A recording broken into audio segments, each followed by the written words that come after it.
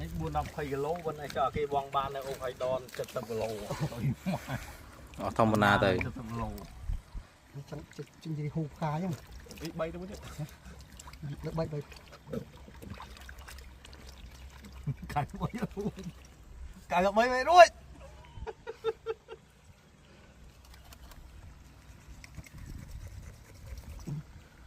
នេះจะហុយ